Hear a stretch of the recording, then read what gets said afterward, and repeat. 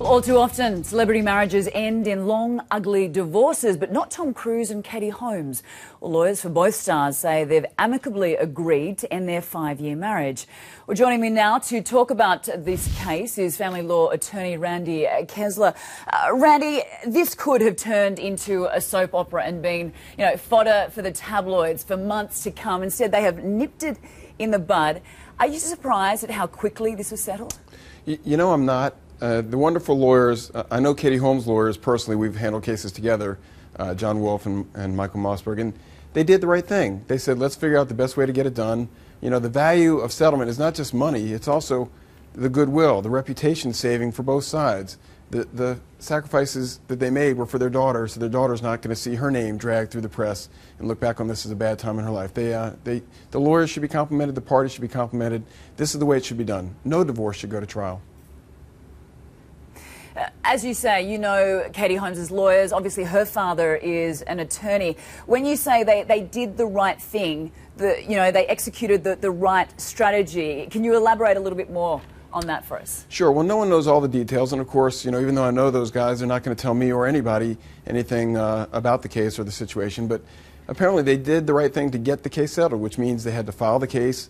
They got Mr. Cruz's attention. They got him to get involved actively. There was a pending court case. He didn't want to go to court. She didn't want to go to court. The one way to avoid court is to settle the case. Maybe she had things on him. Maybe she had stuff that she knew the world would want to know about and he didn't want the world to know about. Maybe not. But the bottom line is, for whatever reasons, they both resolved the case.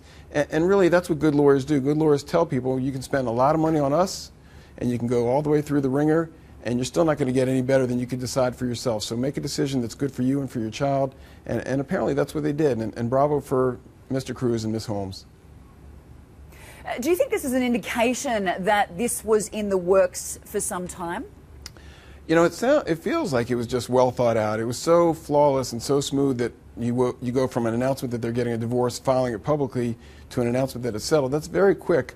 It sounds like a lot of plans were already made. And, they say an ounce of prevention is worth a pound of cure. It sounds like there were pounds of prevention and thought ahead of time in how to get this resolved. But, we'll never know the real deal unless one of them writes a book or somebody reveals a confidence, which these lawyers are not going to do. So it does sound like it went flawless. And, again, I don't know who is responsible for making it go away, but it sounds like they both had something to do with it. So until someone leaks something, I'm going to assume they both put their child first and put their privacy ahead of the public's interest.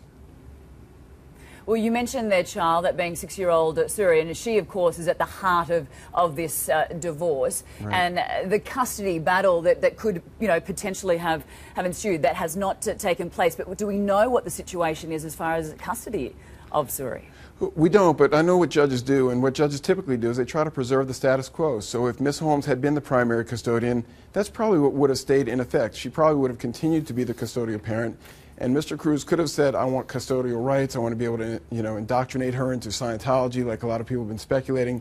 But really, if he wants to expose her to his religion, the best way to do it is to be nice. He's going to have time with her, he's going to show her what's important to him, and so is Ms. Holmes. And when the child gets older, she's going to make her own decisions about religion. So it sounds like, that old saying, you get more with cane than you get more with sugar than you do with the cane.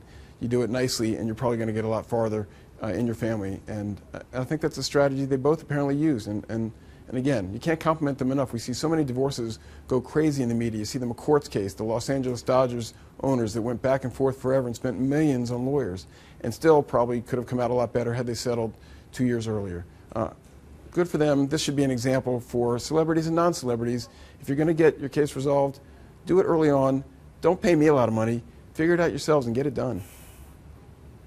You're putting yourself out of business there. But Randy Kessler, I'll never be out of business, unfortunately. Fascinating. No, I dare say not. But a fascinating insight. Randy Kessler there joining us from Atlanta. Thank you.